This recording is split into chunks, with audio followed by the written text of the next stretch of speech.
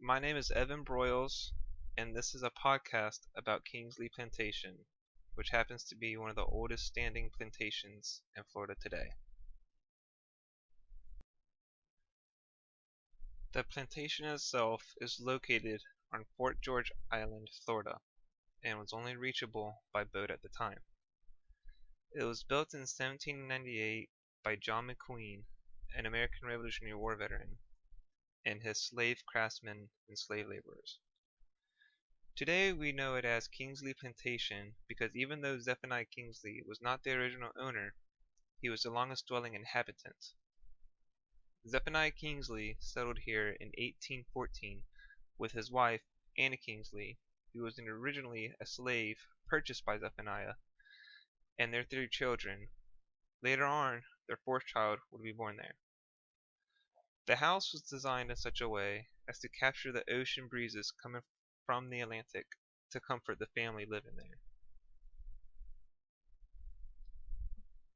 The plantation's purpose. The main cash crop at Kingsley Plantation was the Sea Island cotton plant. The Sea Island cotton plant was profitable and sought out because it would produce long, silky strung fibers, which were to be processed into cloth of great quality. Another cash crop at the plantation was indigo. The grueling process of indigo would yield a highly desirable blue dye. Day in and day out, slaves would be responsible planting the cotton, growing the cotton, picking the cotton, and getting the seeds out of the fibers and ready for shipment. The slaves at Kingsley Plantation were under a system called the task system.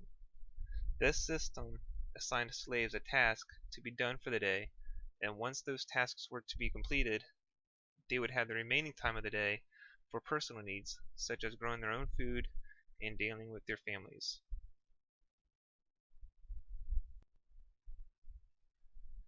The process of indigo. As stated in the previous slide, indigo was a grueling task. The cost to making it was too high, and when made in large quantities, it would yield bad results for the environment. The mixture of the chemicals when making indigo would cause a rancid odor and would attract flies and other insects, which in turn could also lead to the spread of diseases. Another outcome, and a potentially lethal one, was that prolonged exposure to the skin and lungs from the chemicals in indigo processing could lead to an early grave for the slave. The picture to the right, taken from an exhibit at Kingsley Plantation, explains the steps and procedures into making the dye. As you can see in step 5 of the dyeing process, it would take 100 pounds of plant material, which would only yield 4 ounces of dye. A lot of work for so little.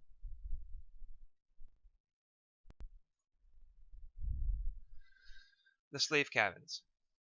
The slave cabins built at Kingsley Plantation were built out of tabby, a cement made of a mixture of sand, oyster shells, and water.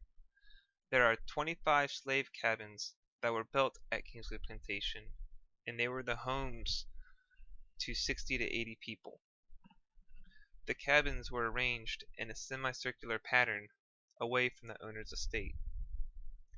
Plantations were mostly self-sufficient, which means that the slaves that lived here knew how to do multiple things, such as cooking, blacksmithing, carpentry, and other various tasks that would help the plantation thrive on its own.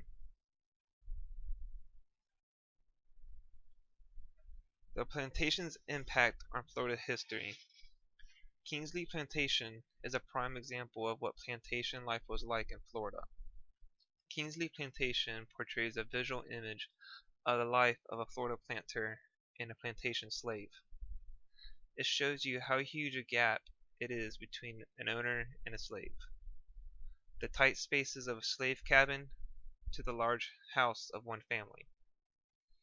Kingsley Plantation is the best preservation of a plantation in Florida and is an important historical site.